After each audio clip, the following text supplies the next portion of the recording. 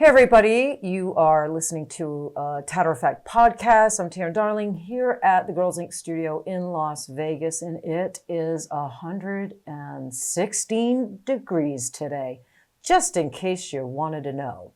So today I got a great guest, so let's get at it. I've got Val Weber with me, Valerie Weber. I've known her most of my career, maybe 16 years or something like that. We've been in the industry right about the same amount of time, maybe just days apart. So long time. She's out of Philadelphia. She's a solid artist, great artist. She's a great trainer, prolific trainer. She's, I've always known her to be a little spicy, to be opinionated, but on the right side of things. We've been great colleagues. I've always held Val in high regard, high respect. So she owns Dermographics, and during COVID, she started a training program, which we'll talk a little bit about at the end of the podcast, called Micropigmentation Educators. She specializes in PMU and SMP.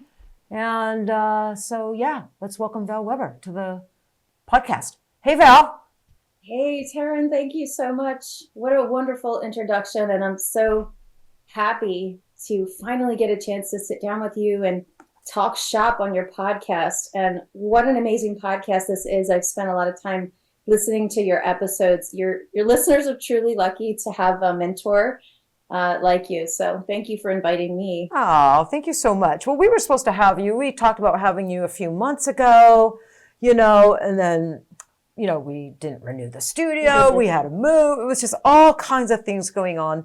So, but you never left my mind. You're always sitting in there. So I'm glad we finally connected today too. And I like having people on here, Val, that can really talk PMU, that have something to say, and have strong convictions and opinions about things, whether I align with them or not. I like those conversations. I think more of those conversations need to happen. And I think they're important. So you and I probably align on a lot of things, and then we probably maybe differ on some things. So all that will be revealed in the next hour. I'm excited to talk about, we're going to talk about training. Yeah. And focus on fundamental training, because that right now, you've been a trainer like most of your career. Is that correct? Yeah, I think since 2007, roughly. I think I started PMU 2001. 2001. We had a while to train. Yeah, I did too. I remember asking Margie, I think I was about 4.5 years in, and I remember asking Margie Grimm, when should I start training? And her answer to me was, well, dear, when they start asking. Can't you hear her saying that? I could totally picture it. I totally could picture it. Yeah, and she goes, why, are they asking? Has somebody asked you? And I said, yeah, people are asking. Well, then you're probably ready to train. And I said, okay. And of course, I don't think that's bad advice. I think that's probably how a lot of us kind of got the confidence to feel like we had something to share. Yeah. And I don't know if I felt confident. I knew they were asking, so they must have saw something in me, right? When someone's asking you, do you train? They're not asking you because they don't see skill or talent in you. They don't ask because you don't possess something that they want to learn from you. They see something in you. So it made sense to me that was Margie's answer. But of course, she was also my mentor. So she knew, she had put a lot of work into me. So she probably felt pretty confident that I was prepared and ready for that responsibility, because it is a lot of responsibility, especially in the fundamental space. For sure. So Margie always had much respect to Margie. I mean, Margie was a great mentor to you, and when I sat down and listened to her speak at conferences, I mean, she had a lot of facts, but I loved some of the little things that would come out of her mouth, just her brain coming through, just that little statement, when people start asking you, there's just little things that she would say that are kind of catch you off guard. but it's just her being real. So I just think that's funny. Well, she was a little spicy. Do you know? Margie was a little spicy, always spicy. Dry humor. Dry humor. Yeah. And she taught me how to lecture. She taught me a lot. Oh, I would fly down to her house in San Jose and spend the weekend on a cot that a spring was broke. And so it would like kill the middle of my back. And we would get the ironing board out and put my laptop on. And she really taught me how to lecture, how to engage the audience and whatnot. So she was everybody's mentor. She really, really was. And then took a particular interest in me for quite some time. And we had a wonderful relationship for a long time. So I'll be forever grateful to her. I wouldn't be who I am today without her, probably not. Let's talk about the training going on in permanent makeup today, because I think that's a hot topic. I think it always has been, Val. It's not a new topic, right? We've been talking about training since you and I entered PMU back in 2001. I mean, training was a debatable topic back then and has been ever since. Maybe it's more out there now because the industry has grown. Right. And the internet. I mean, think back when we were training, we weren't scrolling through Facebook and MySpace to find trainings. I mean, that's not what we did. I mean, I used to go to conventions and walk around and just look for the booth that seemed to have it together. I mean, that's kind of how I stumbled across permanent. In fact, it was my boss who found a person. It was her choice who we trained with. But the internet really has made trainings become a lot more prevalent, and that's how we find each other. Right, 100%. Do you think there's more? So a lot of people are not happy with their trainings. You see it all over the Facebook boards. These posts pop up, and do you think there's more good training or more bad training when you consider like the size of the industry? That's a really good question, and I have a couple different pieces to that answer that popped in the top of my head. I don't know the statistics on how many good versus how many bad. I will say from both sides. From a trainer's point of view, I think there is a good mix of people who know that they're really passionate and they have every intention to give a good training. I don't think the majority of people sit down and plan out a course so that it's a disaster or that they're there to get quick money. But then again, there is a small percentage of people who look at the industry and go, that looks easy. I can turn a quick buck. Oh, if that person can put together a class, I can put together a class. And maybe there is that percentage and maybe how the mindset works in how we get some of those. But I also think that on the student side of things, because of social media, because of the way we receive some of the information that we see, the way we interpret that this skill might be easy to learn. We also, our filter system of how we look at these classes isn't really true. Like, we want to believe that it's easy to learn. We want to believe it's an affordable expense, that once we take this 3-day class, we're going to make tens of thousands of dollars, especially when you keep getting hit now with ads and the way the algorithms are that target you now that you're interested, and they just keep henpecking you now with people claiming 6 figures and all this stuff. So I think it's both in the responsibility of the industry to communicate proper expectations of a career, of a training, and to document, and I'm getting a little ahead, document what your training program really is so that you have a product that has expectations for the user. And I think that the user needs to, or the student in this case, needs to align their expectations, because some of the reviews that you hear for bad trainings is, I didn't get this, I didn't get that, I didn't turn into a master. What was advertised? What really did you go look for? Right. So part of it is just this miscommunication and this lack of a standard in the industry. So we have both sides responsible for it, and there's yet to be a solidified solution across the board everywhere. It's kind of like some people solving the problem, not others. Yeah, no, I agree with you. I think it's the responsibility of both the trainer and the student. I mean, because there is a lot of misinformation out there, but it's also hard to comprehend how someone could think tattooing eyebrows or eyeliner or lips would be easy, and you could learn how to do that skillfully in 2 or 3 days. I see the 2 or 3 day class as kind of dipping your toe in to see if you have passion for this and if you want to move forward. So I'm kind of one of those people, like, I don't bash the 2 or 3 day trainings if they're advertised and marketed honestly and ethically and without the promise of a 6-figure income. I find that a little predatory. Sure.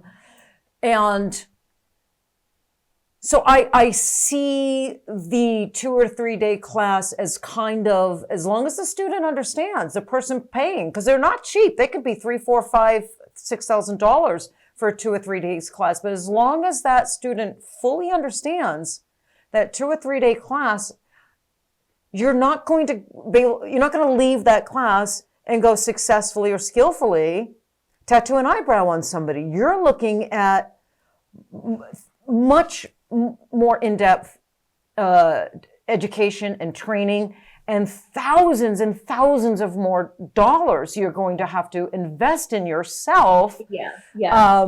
Think about the medical community too, like people that do Botox and stuff. Like, sure, there's workshops you can go and learn Botox in a couple of days from, Allergan specialists. But prior to that, you had to become a nurse, right, and at the very least, in order for you to be able to take that, or a nurse practitioner, doctor. Yeah. Well, to cut hair, right? I think most every place in the country, here in Nevada, there's lots of states, to just cut and dye hair. It's a 12-month, 30 or 40 hour a week program to cut hair. Yeah. Yet that structure and that protocol, that standard is not in place for taking a needle to someone's face, So it bewilders, I think, all of us. Why?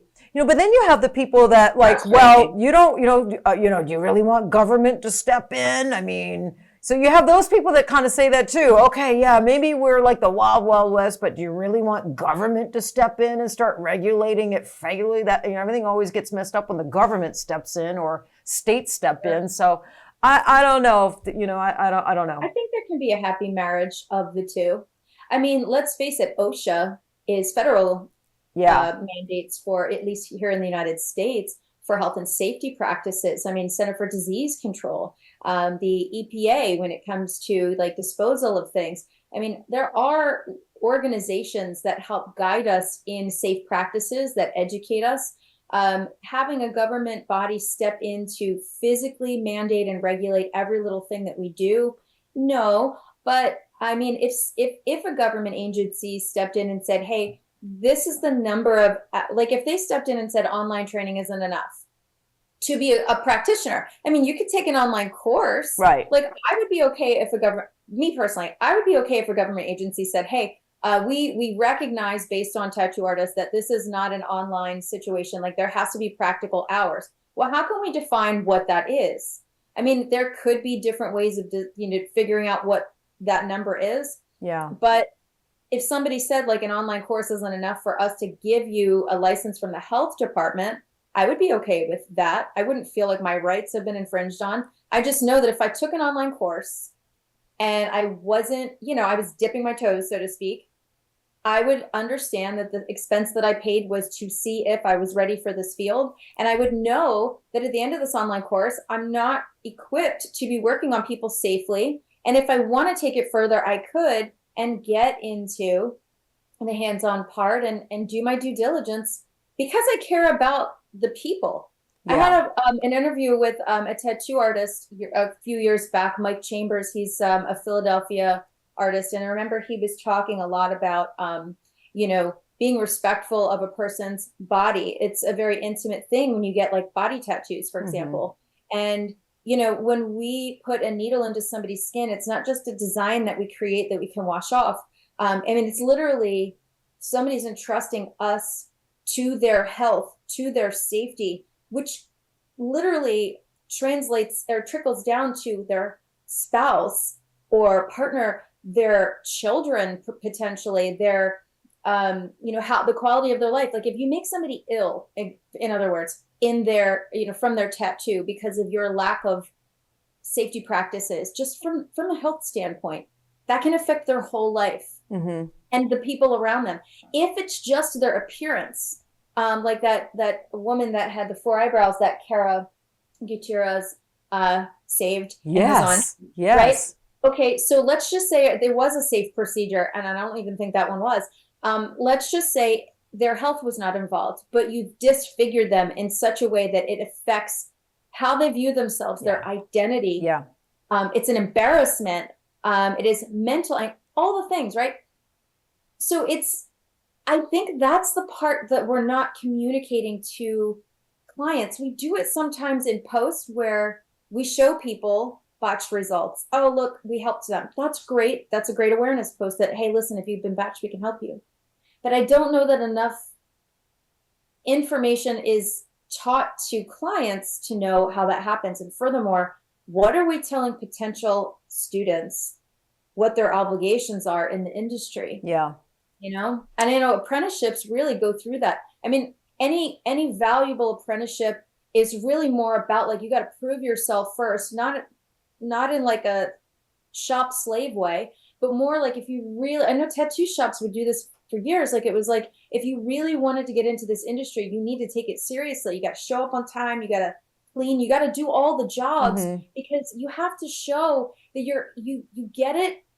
You're willing to put the hard work in, and it's not just about like, I want to be cool and tattoo people. Like it's so much more. Oh yeah, 100%. And some people are just, some artists or potential art, they get into this, they're really not into it, because that's what I would sit back and look. I did apprentices for years, and I would have apprentices that come in and they were there, 5 days a week, 4 days a week, all day long.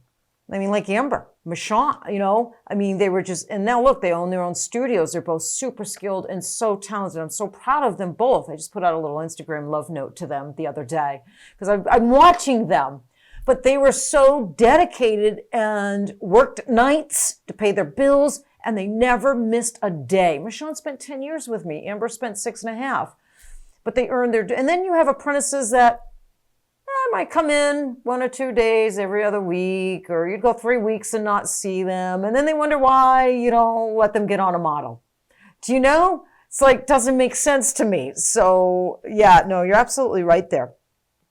So can I say one more thing? Yeah. I had I've had situations where I'm mentoring a student, and I have timed student, practice submissions. And it happens from time to time. Life happens. People are busy. I get that the students that enroll in my classes are adults with full-time jobs. A lot of times single moms have children.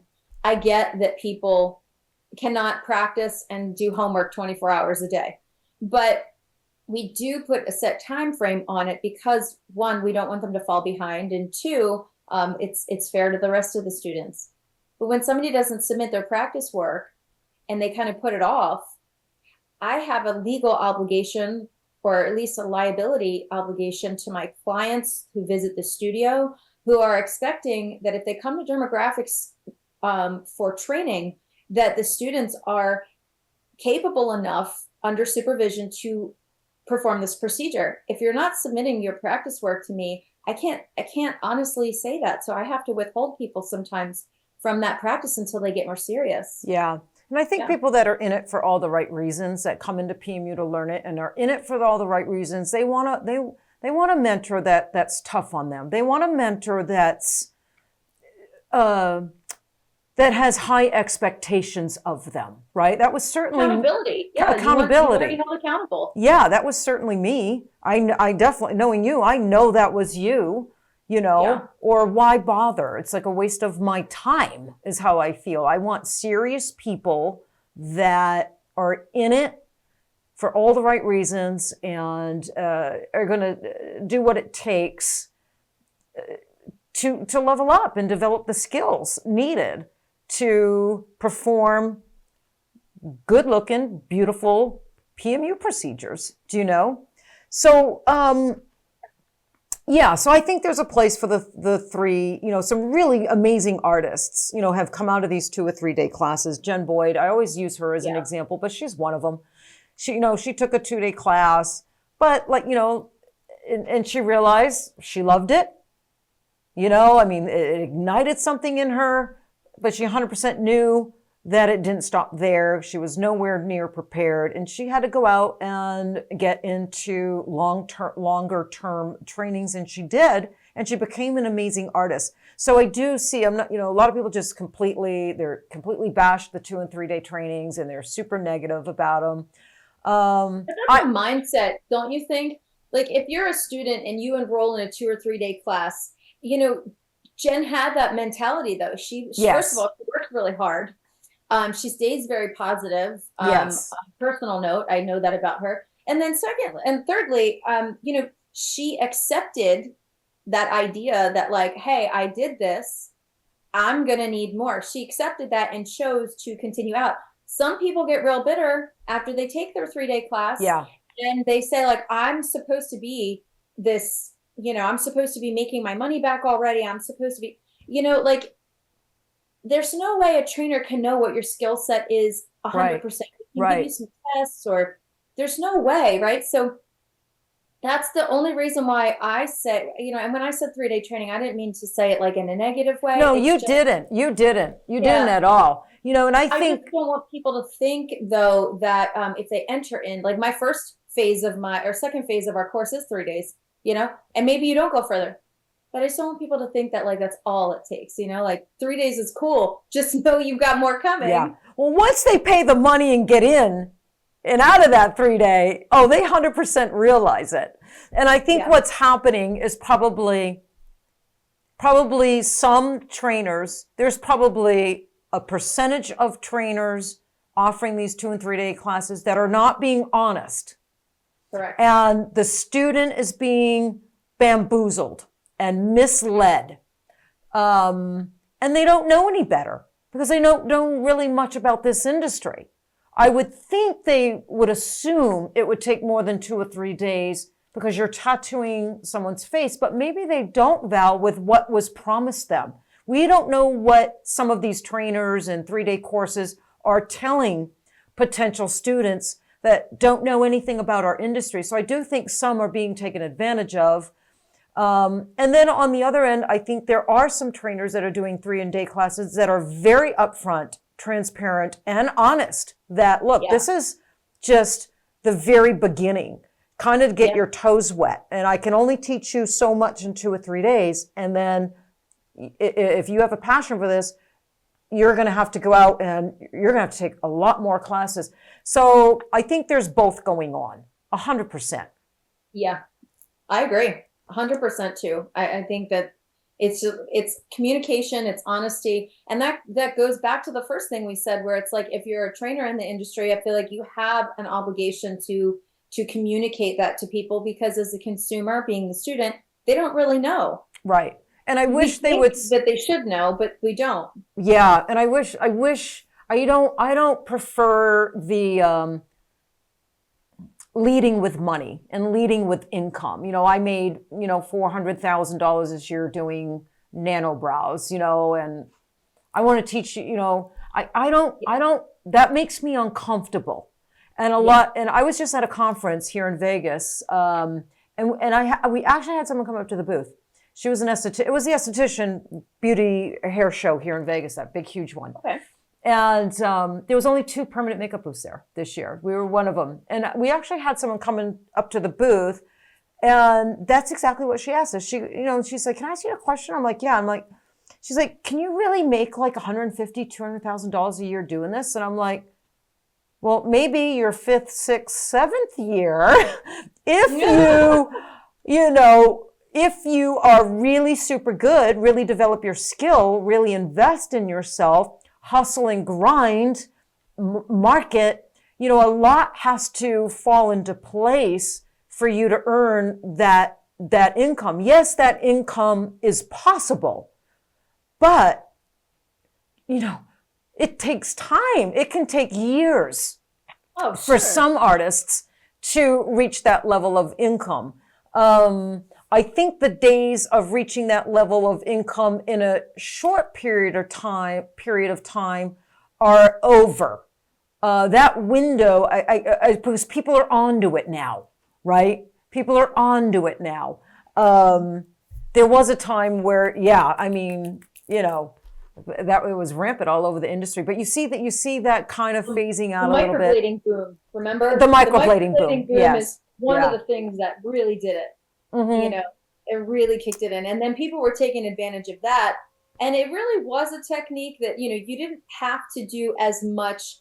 When you learn machine methods, there's so many different styles of needles you have to know, and, the machines and the throw and the pigments and the colors you mix based on the needles and then the skin, and then all the stuff that you have to learn. No, you can't learn that very quickly. But when we start talking about short condensed classes, it's easier to learn a single skill set in a few days. And that particular technique is very, it's a lot of it has to do with patterns. So if you're practicing, you can do tons and tons and tons of practice work on those practice pads.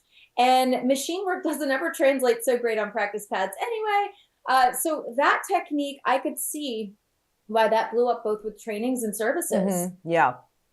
We have some people blowing that service up, talking about 6-7 figures. I think there's a particular person I won't name, but, really went down to the deep to try to uncover as many people as they could to bring into the microblading industry. And, I think did a disservice, in my opinion. Yeah, I agree with you. Let's talk about core fundamental training, like the essential fundamental training versus learning the current trend. Because I think and you identify a couple different types of fundamental training. So let's talk about that first. Let's talk about the different types of fundamental training options out there. And then I want to segue into learning essential fundamental training versus someone brand new going into training and not learning the fundamental. They're learning the current trend, the one current trend. Yeah. So you identify fundamental trainings as, I think you have 4 that you kind of outlined to me, right? So one is the watch me and do it. Watch me and now you do it. That's the number one, not the number one, but that's your first, that's the first one we're going to talk about. Watch me and now you do it. Yeah. I mean, I think just that training style is really great if you have a student who's already learned and they're having a really tough time. They're almost distracted by all the things they need to know, and it's causing them to mess up, and they can go back to a trainer or their original trainer or a new trainer, and maybe the trainer simplifies it and says, watch me, now you do it. That, I can see that being a style that makes sense in that scenario. But if you're a new student and you're headed to a trainer for the first time, you're entering the industry, and you go to a trainer whose training style, they may not realize it, they're trying to give you their best, but the way that they know how to communicate the information is, watch me, now you do it. The problem with that training is it really doesn't explain why, how, what the differences are in things. It doesn't help you to decipher on your own and problem solve. And one of our jobs as a good trainer, at least I think, is to help students problem solve. Otherwise, my phone and email is going to be blowing up nonstop, and I don't even know if I can help if I'm not physically there. There's only so much my computer screen will allow me to do to help a student. I need to equip them, so that they can make those tough choices on their own. What do you think? Yeah. No, I agree with you. Now I teach advanced high saturation eyeliners. courses, right? I got a couple coming up on the East Coast. In those classes, I have people already doing eyeliner, but they want to learn my particular way because they're not getting healed in, high saturation, bold black healed in 1 or 2 sessions. They're not getting that high saturation healed in color. So I'm going to teach them my way, my movements, exactly what I do to get those results. So in those cases, I think it works really super well. And I agree with you. I've come across students that they're taking way too many classes. They're learning way too many different styles and techniques in this, and they're a mess, right? They're not grounded in any one way because they're just confused. And self-admitted. And that's okay if you have multiple ways too. Like, I think what you were describing is one of my points that's training styles that I would call signature training. Mm-hmm. Like when somebody comes to you for your specific style, I would call it your personal brand. Like, you put your personal brand on that. Listen, guys, this is how I do it. You want to learn how I do it, how Teryn does it. This is my style. I did it myself. It works for me. I'm going to show you how I do it. That's me. That's a signature style.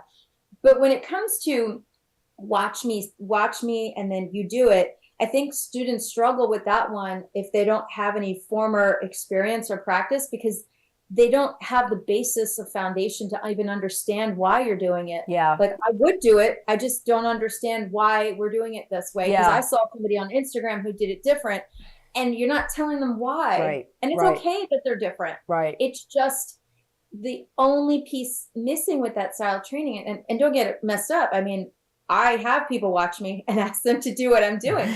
But I mean, that's literally an essential part of all trainings. I'm not saying don't do that at all. What I'm saying is, let's not forget the deeper training, the deeper learning that goes in accordance with it, so that they leave understanding. Right. You know, like microblading, when we were all doing microblading 10 years ago, it was, you know, here's how you do the technique. But we kind of later learned that there were some people that really weren't a good fit for microblading. That's a why type of thing. That's, you know, like why we don't do it on this particular skin. Yeah. For our newbies at Girlz Ink, our newbie apprentices, they would come in and they were able to come in my room and watch me work. Go into Amber's room and watch her work. Go into Michonne's room and watch her work. And a lot of them would say, she don't hold the machine the way you hold the machine. I said, I know. Well, her circles are bigger than yours. I know. Amber runs her machine way slower than you. I know. Well, which way should I do it? On late, you got to figure it out. What feels more comfortable? And so that was kind of my approach. I wanted them to watch me and the other artists, and we would have them watch two months, sometimes maybe 3 months, and on latex the whole time. Breaking up trays, setting down trays, watching and observing how we all did things different. So, and with Amber and Michonne, I started probably watch me, but I gave them the fundamentals of why I personally move this way, or why I personally run my machine this way, or slow it down on a skin like this. But I also gave them the freedom to adjust their movement, adjust their grip, adjust their stretch to where it felt really comfortable, right? Yeah. You know, I think foundations is a really great word when we're talking about learning, because just like you would customize your house, you lay a foundation, and there are some very typical standards. I mean, when you file a permit to build a house, you know, that inspector is going to come out, and it doesn't matter if your house has crown molding in the end, or if you decide to, you know, have concrete walls or glass inside. It doesn't matter, whatever your style, your preference is, but the foundation in which that house is built on is going to go through the same zoning and safety and integrity structure, you know, parameters based on that inspector, because there are a few key elements that must take place in order for that foundation to hold up the rest of what's going on top of it. And the same happens with your career. There's a million ways to tattoo, and there is no wrong way per se. I mean, all right, there's a couple wrong things. I'm just saying, what if there's a million right ways? That's a better way. Yeah. There's a million right ways to do something. you just have to understand your tools, and you need a mentor that's going to be able to share that with you. Like liner needles, for example. I used to think when I started that liner needles did all the line work. Well, we know that's not true. We know that liner needles can be used to shade.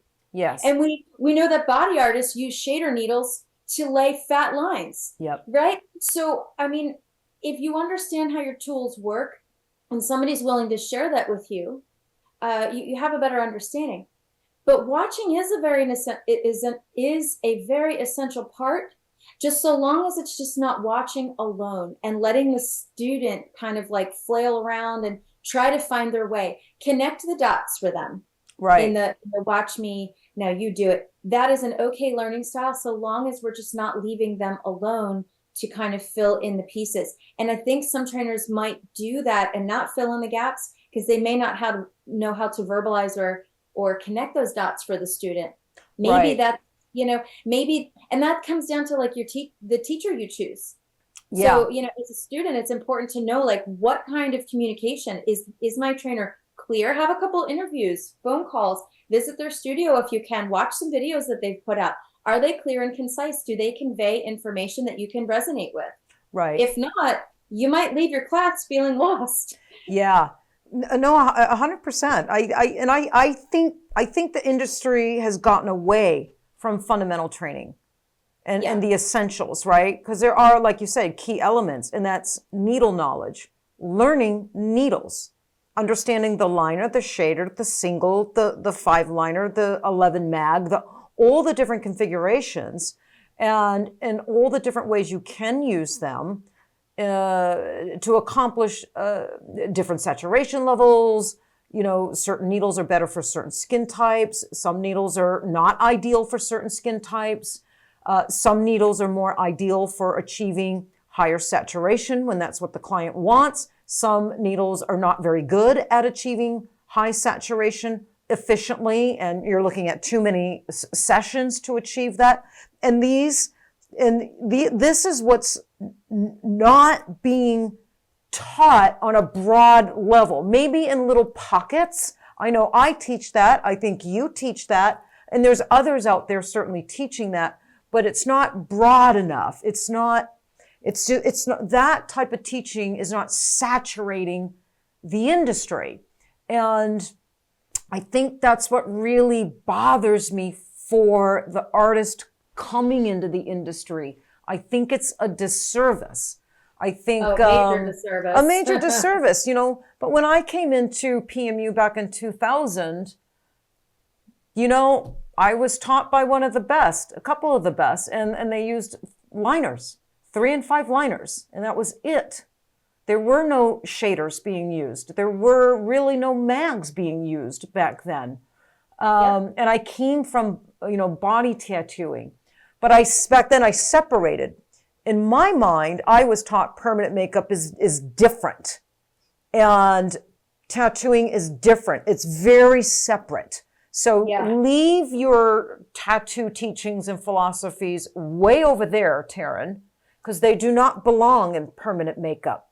Now, I'm going to teach you the permanent makeup way.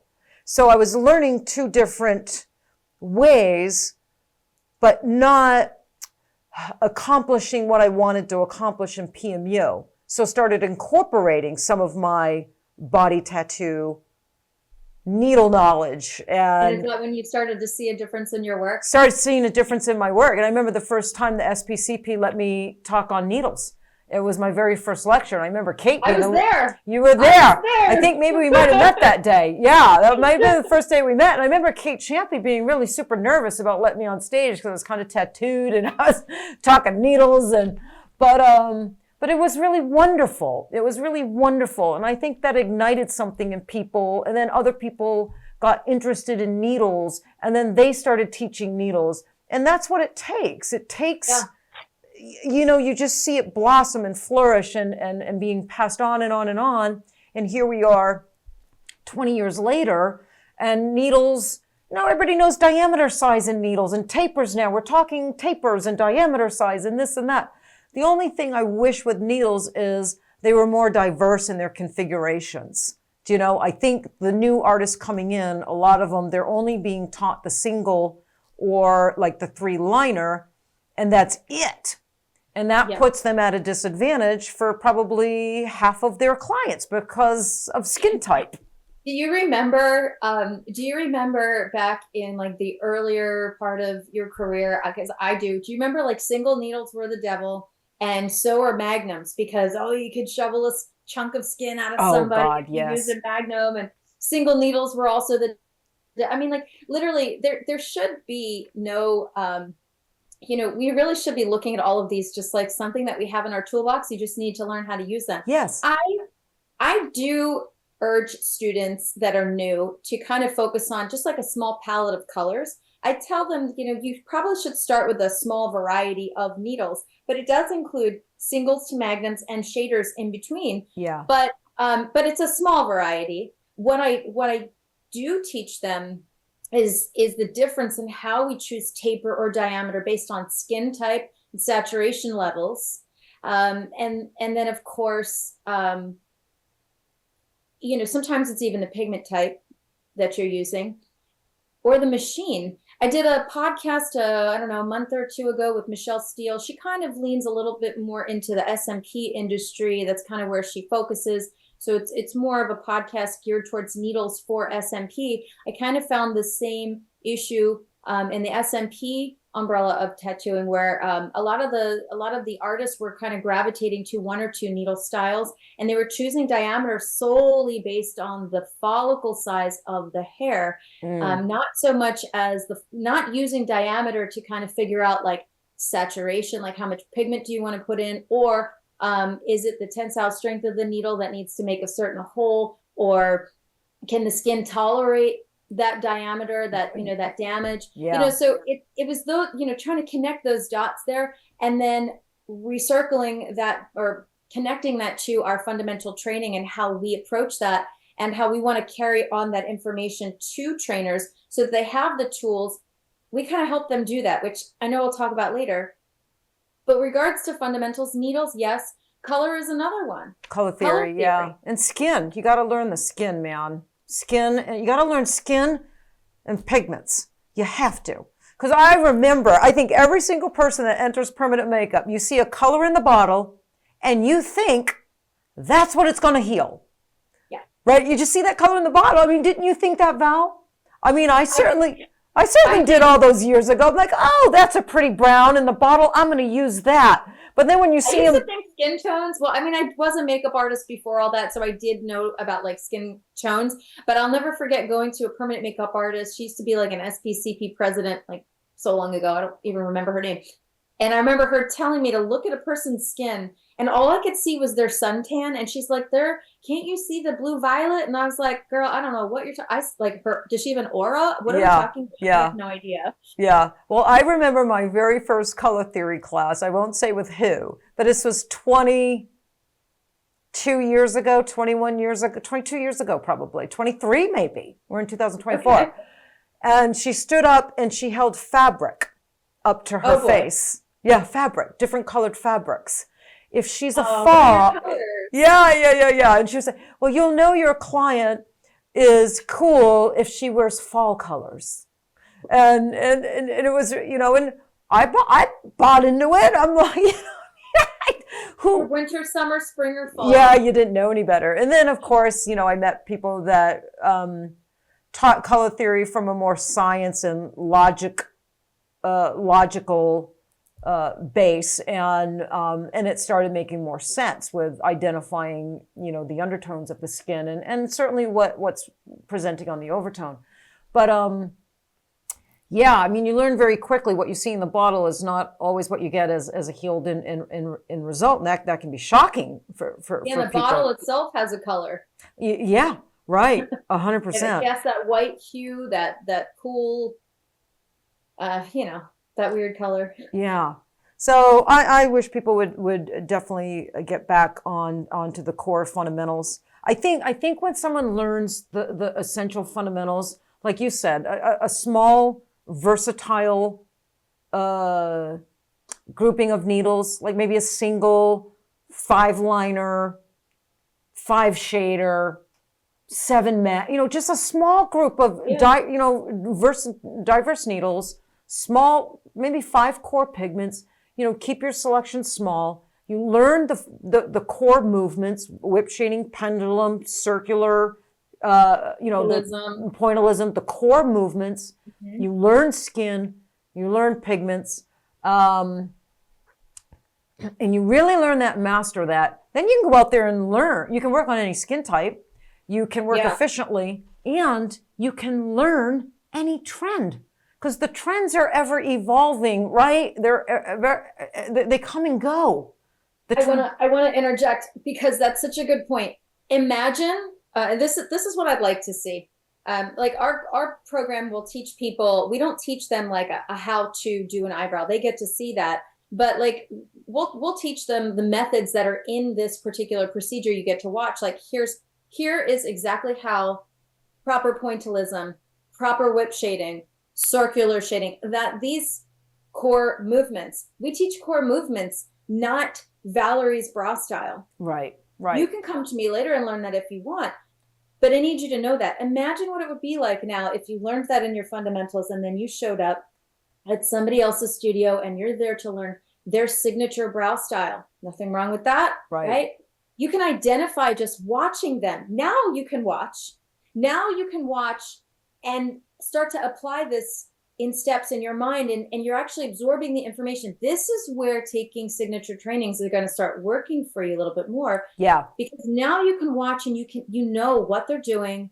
You've done these motions already, and now you're seeing it carry out in the way somebody else is using these together. And then it just resonates with you better. Yeah, I agree. I agree. I'm glad you're out there training.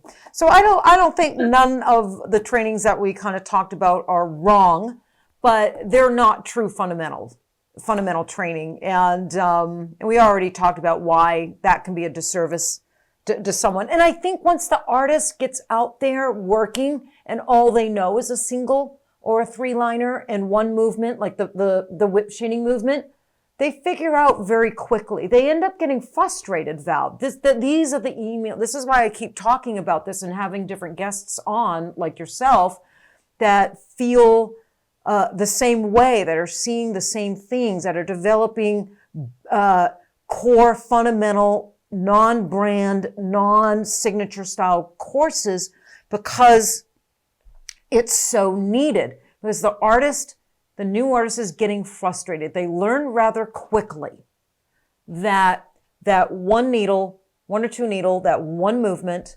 it's not the most ideal movement or needle for a lot of the clients coming to them. And they're getting frustrated because their clients are getting frustrated. So this is where I've turned my attention to as well. It's one of the reasons I decided not to renew the Girlz Ink Studio.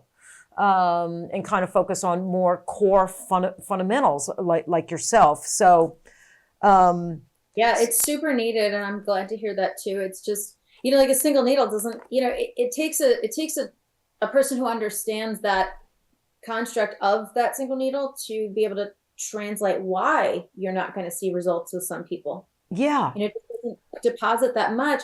I'm not saying that it can't, right? It depends on what you're looking for. Right. Like, it depends on the type of skin. Everything's possible in this industry, and so much is impossible at the same time, right? So not everybody is going to be great with a single needle, where some artists are so masterful, they blow my mind, right? Yeah. And then some people are not great with a mag, just not.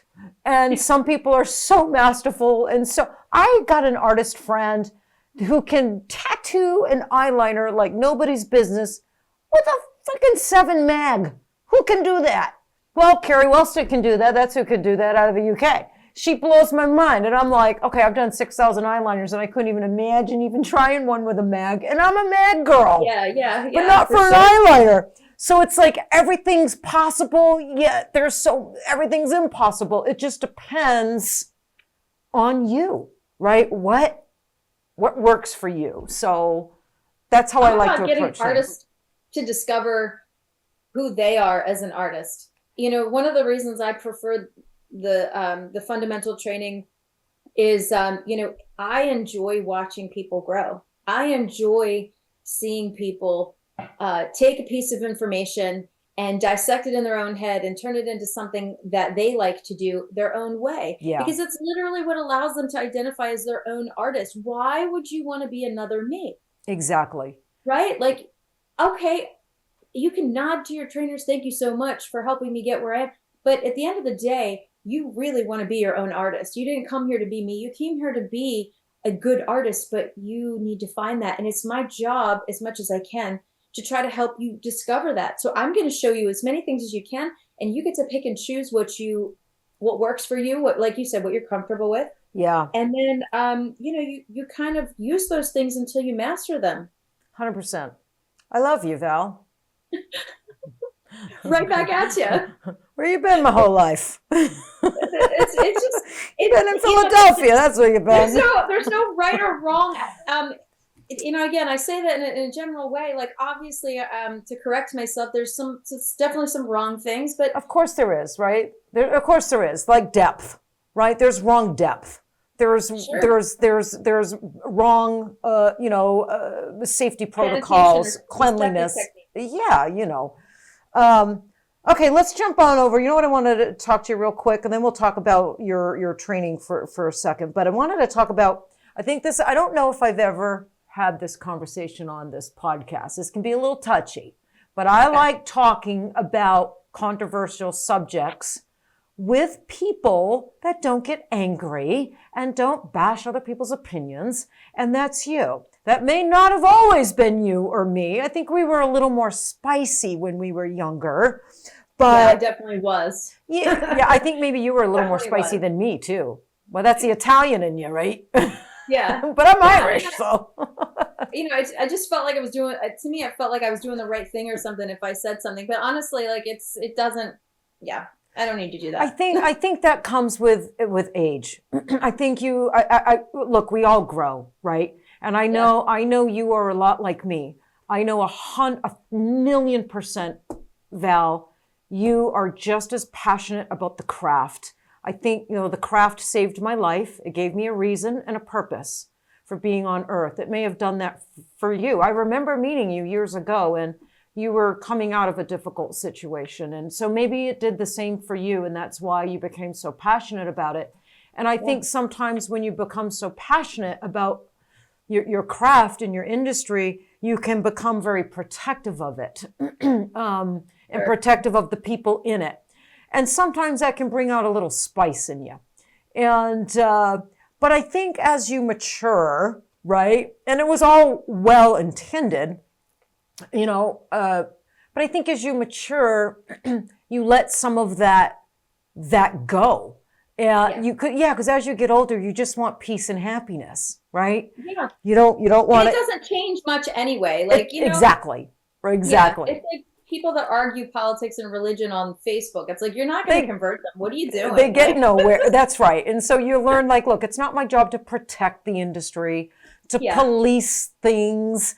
It's just, it's my, I do me. Yeah. I do me. You do you. Right. I can lend some advice here and there, but it's not my job to figure out what you're doing or not doing, unless it's a serious problem that's like injuring or hurting somebody. Then that's a different story. But usually I don't get involved too much. No, and I don't want to, and nowadays I don't want to tell anybody how to do anything. But I do I like to provoke thought. That's why I like doing this podcast. Bringing on different guests that have different opinions, and I think it provokes thought. And I think that's a really good thing for the PMU artists, to get them thinking, which is really great. I think it's great. Teryn, one of the things that caused me to change my perspective is I was always taught earlier in my career, single needles are not good. You should never use carbon pigments. You can't do this, you can't do that. Like, you can't tattoo dark lips. When I started to see other people doing these other things, I just sat back. I decided not to say anything. I just sat back and watched. and I just watch to see what did people get results with. Yeah. It's just about being open-minded and allowing other people to do their thing. And, maybe, and this is why I don't think it's bad if you've been tattooing a long time to learn from somebody younger. They may have discovered something or learned from somebody else in a different part of the world where they're doing different things. I think it's very important to not be closed-minded, and that's why I like watching the younger industry. I want to see what they do. Yeah, and that's why I like collaborating with them and doing classes with them, having them on here. Because if you're not, well, that's what we were taught. You can't tattoo dark lips. You can't do this. You can't do that. You can't do that, right? And this new generation of artists proved that you can. So it was really fascinating sitting back and watching them prove, some of the OGs wrong. And some get a little bitter about it, but I found it fascinating. But that's how an industry evolves. And I think if you're not open to learning and evolving and changing, you become irrelevant. And that's something I never wanted to become in an industry that I love. I want to stay a part. I want to stay an active, a relevant part of the industry for as long as I can, because I can't imagine my life without it. And the only way to do that is to be relevant, or you're not going to be a part of the industry anymore. You're gonna get lost because you're irrelevant and you're not growing with the industry. And I've seen so many people not grow with the industry and become irrelevant. And I think that can cause some bitterness with some people. So. Sure. Yeah, so no, it's a good thing. And this generation that is now tattooing dark lips, and the generation coming after them is going to prove some things to them that you can do that maybe they're telling them, no, you can't do. It's good. It's just this whole cycle of evolution and evolving. It's normal. It's 100% normal. 100% normal. Look at the body art from the 50s and look at those people who are like grandfathers now to the young generation doing like all these crazy, super hyper realism, and look at them looking down on that. I mean, that wasn't even possible back then. Yeah. Well, I used to teach, don't do dark lips. I taught lips for years, and I would have, no, don't do that. But that's what we were taught. No one was tattooing dark lips. We just, you don't know what you don't know. And then someone had the balls. One person had the balls. So I'd like to know who that one person was, that one person. I mean, I know Carla's doing it. A lot of people are doing it, but who was the one person who had the balls to go tattoo those lips and prove everybody wrong and then start telling people, no, you can tattoo dark lips. Look. I don't remember. I don't know who it was either, but I do remember somebody, and I don't know who it is, was said something on one of these Facebook groups. She's like, I started my career in Brazil, and we've been doing it in Brazil for years. And somebody else chimed in and they're like, yeah, we've been doing it over in the Middle East. I don't know what country. We've been doing it over there. And that's when I shut up, because I was like, I've never looked at it that way. Oh my God, I'm so closed here in the States. I haven't even considered that. Oh my gosh. And that's when I was like, you need to listen to what's going on out there, because now we're a global community. Everybody talks on the groups from all over the place. You got to look outside your window. Yeah, and that was the great thing about the community connecting, right, globally, is you learn from what the other artists were doing in their own countries with in their culture, with their skin types and all that stuff. And so it is amazing. I remember being taught for years, you and I both do saline removal, that someone comes to you with a bad eyebrow, well, you got to let it heal. You got to let it heal for 8 weeks before, and then you got to break open the skin. That's what we were taught, Val. We were taught that. Do you know? And we believed it. And until one day, I was the one who had the fucking balls to slap a bunch of lift on a brand new eyebrow, and I made her sign all kinds of sign off on all kinds of everythings. So I didn't know if I was going to burn her damn brows off or her hair. I didn't know what the hell. But all I know is she had a wedding, and she called it an emergency. This was like 8 years ago. And I did it. And the reason I thought maybe it might work is because I don't know if you did this, but in training classes, I would take a little saline, and if a student made a little blip, I would put a little little saline where they made it a little bit thicker or pulled an eyeliner wing out a little too far, but that was a tiny little area and it would never heal in, right? Yeah. But to put saline on a big area like 2 brows and let it soak and sit, I was really nervous. To be very honest with you, I was really nervous, and she knew I was nervous, but I was 50-50, but it worked. It worked, Yeah. And so look at it now. It's just a great service. So, and now you have emergency removal. Yes. It works great. And, every time I see it. Sometimes taking that leap, but you didn't take that leap as a new person. You took that leap with a lot of experience behind you. Yeah. And a lot of, I'm sure you reasoned in your mind, like what you thought might happen. You didn't know, but, reason and theory told you this is likely what's going to happen. Yeah. Yeah. Logic told me. Yeah. Nothing bad's going to happen, but there's always that part of you that, you haven't done it before and you don't know anybody that's done this before. So you always get that little nervousness. One more thing. So we didn't even get into the question I wanted to ask you that's sometimes controversial. Can we teach art? Can we so when you go into body tattooing, there's no way you're walking into a studio. I had to do it. I had to walk into body tattoo shops here in Vegas with my portfolio of drawings and paintings to prove I was an artist, to prove I could draw, or I'm not getting an apprenticeship. And I got an apprenticeship. So what is your thoughts on can we teach art? Does a permanent makeup artist getting into brows, should they be able to draw eyebrows? And if they can draw eyebrows, should they be able to freehand eyebrows? I mean, draw eyebrows. Or is it okay that they have never drawn an eyebrow? And that's taught in fundamentals. Like where do you stand on that? I used to be of an opinion where I used to say that if you can't draw it, you can't tattoo it. And to be honest with you, that's because that's what I was taught. Yeah. I do think there is a measure of art, more specifically for body artists. I think obviously you do need a skill set to draw, because how are you going to create a body art design if you can't draw it? I mean, there is Procreate and there's the internet these days. It is possible even for body artists to create exceptional designs using digital methods and can tattoo them. Yeah. For permanent makeup artists, I think it's more about your reasoning and rationale with facial symmetry and knowing how to create that harmonious design. You can actually learn the proper proportions, in my opinion, of how to size an eyebrow, placement of the eyebrow. You can learn proper colors for that eyebrow. So I do think it can be taught.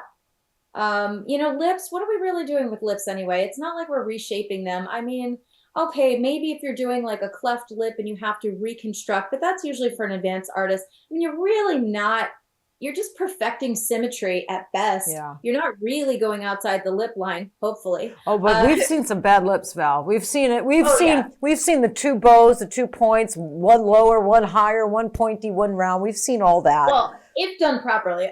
But I don't know if it's necessarily from a lack of drawing skills. I will say for brows, I think that's where the majority of your drawing skills need to be. Do I think you can learn it? Yes. I do teach we'll call it brow anatomy in fundamentals. I do teach people where it's supposed to be placed. I know some artists use the golden ratio, but that doesn't work for everybody. Right. And this is where, honestly, in our fundamental course, we actually teach them how to do 2 different things. String mapping doesn't work on everybody. Rulers don't work on everybody. I mean, you can't just line things up. So you do have to have some kind of artistic vision. Yeah. Where you have to be able to look at your client and visualize what is supposed to be, and then you have to physically create it. However, you could be really good at drawing and maybe you suck with makeup pencils or whatever your tools are. You need to learn how to use whatever the tool is in your hand. And I think that's where the real mastery comes from. I think understanding, to answer your question more directly, I think it's a little bit of both. I think you need to have a little bit of vision. I don't think you need to be a brow artist to create beautiful brows. I think you can learn it. I think it's just going to take you a little time and practice, and proper understanding of what a shaped brow looks like. Like if you have a person come in and they have brows that grow in little rainbows, poor little old lady eyebrows, you can better that brow, but you're not doing a golden ratio eyebrow on this person. Yeah. You're not doing string mapping on this person. Yeah.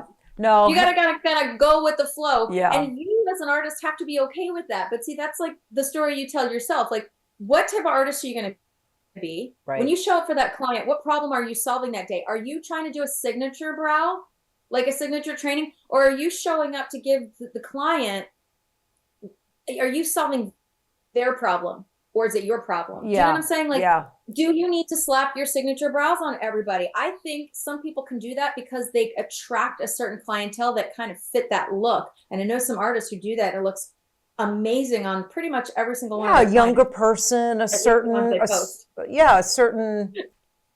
look, right? Can they kind of call it the Instagram brow or a highly structured brow? Yeah. Right, and that looks good on everybody. For me, I agree with you. I think for me, it's an eye for design and symmetry, an eye for a pretty design. And if you have that eye for a pretty design on someone, all the different faces, and symmetry, you can kind of see that. Then I think you can learn. You can learn, like you said, how to draw a really good brow. I've had makeup artists and come in the apprenticeship, and because they were topical makeup artists, I assumed they were going to be really good. Yeah. And sometimes they were some of the worst. And then I'd have people come in with never did a lick of makeup. They don't put makeup on themselves, but they just got a good eye for design and aesthetics and symmetry. And we could teach them to draw eyebrows very quickly, and they ended up being very, very good at drawing eyebrows. So, yeah, I think it's more about. I think a lot of people can be taught. It's more natural for some, less natural for others, and then some people are just not going to get it. I don't get down with the people that, like, I'm not a person that, like, I don't like to take people into my class that don't have any artistic vision whatsoever.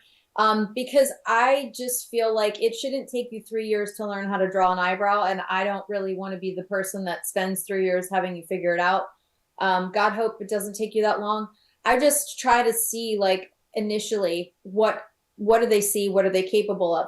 Once I start to point them in the right direction of the proper balance and symmetry of an eyebrow, if I can see that they have that aha moment, like, oh, that's what I was missing. Okay, it makes sense now. Like the front of the brow should be a little lower than the end of the brow. And okay, the 2/3, 1/3, blah, blah, blah.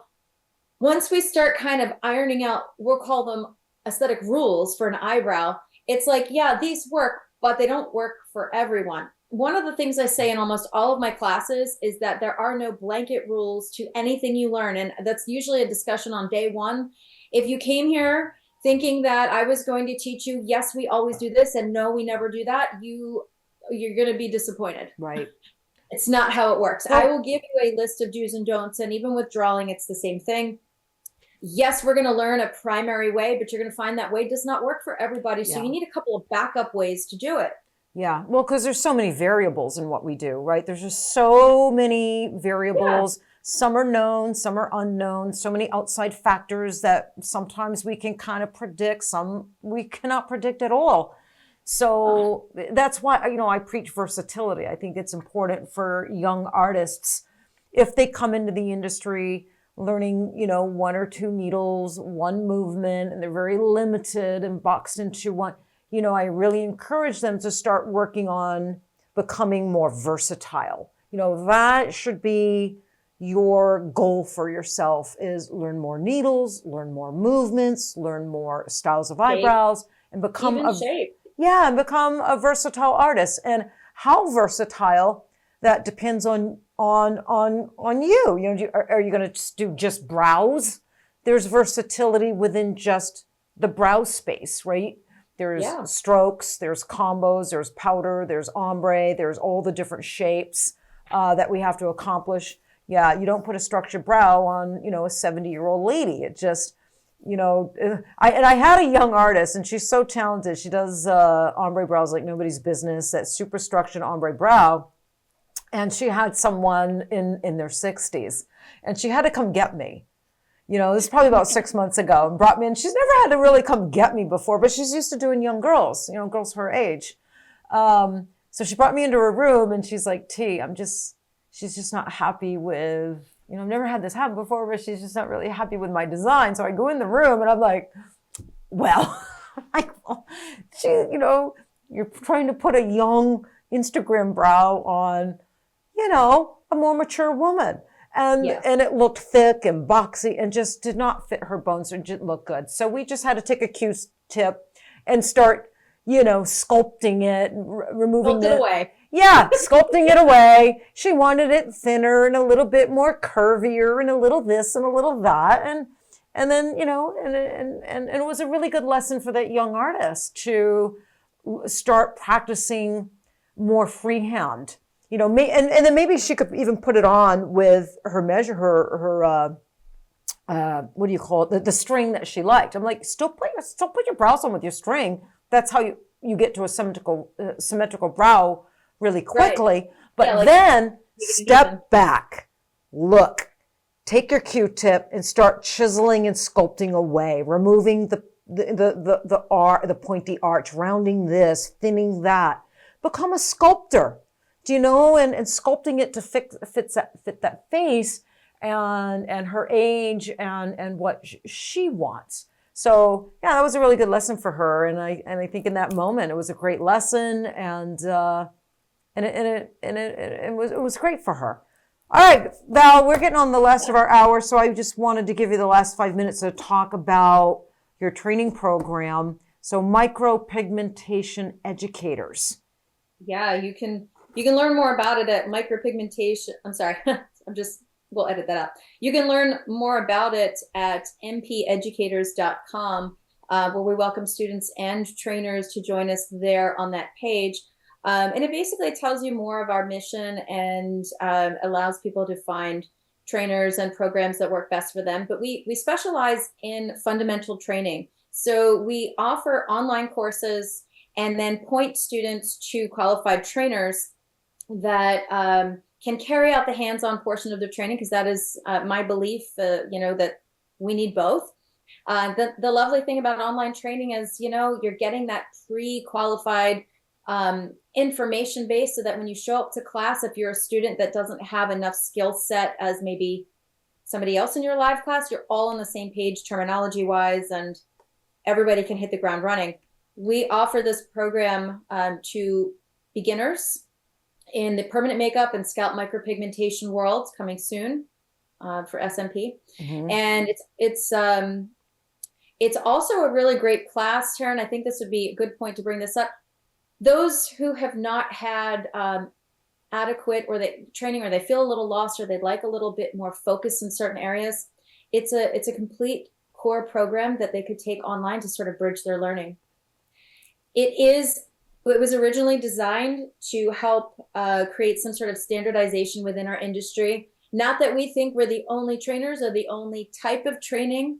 It's just a tool to help some trainers to teach better courses. If you've been wanting to teach and you have enough years of experience, that is something that we look into, you could potentially carry our course and have a structured program to go by and do good by our industry by, you know, giving a really good course. So MP Educators was established a few years ago. We have a few trainers in the United States, and we will have translated versions for outside the U.S. beginning next year. Well, excellent. I'm glad that you're in the space. It's you know, it's really it just hit me is like our careers are kind of parallel, right? We started kind of the same year. We met at the SPCP. We both got into training about the same, 4 or 5 years in. We both do I don't know. I just kind of see, it was just kind of hitting me that our careers have been kind of parallel, and we have the same passions, I think. I think that's what it is. Yeah. And you're a really good trainer, connection, too. Val. You're a good trainer. You're a good person. Thank you.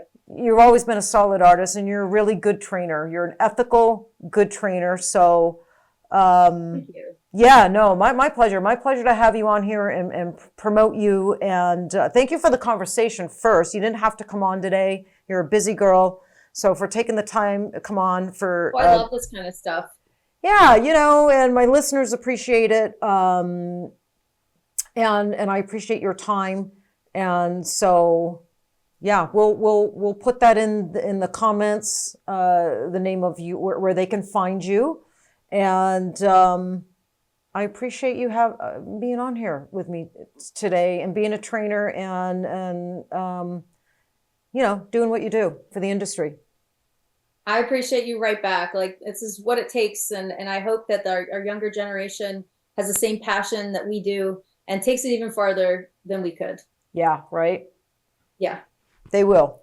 I have no doubt. From what I've seen, sure. Thank I know. you so much for having me on, Teryn. It's never a burden to me to be there for people who are interested in the same things we are. So thanks again for having me so much. Yeah. All right. I'm going to sign off. Don't go anywhere. All right, you guys. Thanks for hanging out with me today. My guest, Val Weber. I appreciate you guys so much. This podcast just wouldn't be possible without all of you listening and tuning in. I love the messages and the DMs that I get from you. They mean the world to me. So keep following, keep listening. I appreciate it. And remember, stay in the pursuit of happiness, and we will see you on the next episode of A Tatter-a-fact.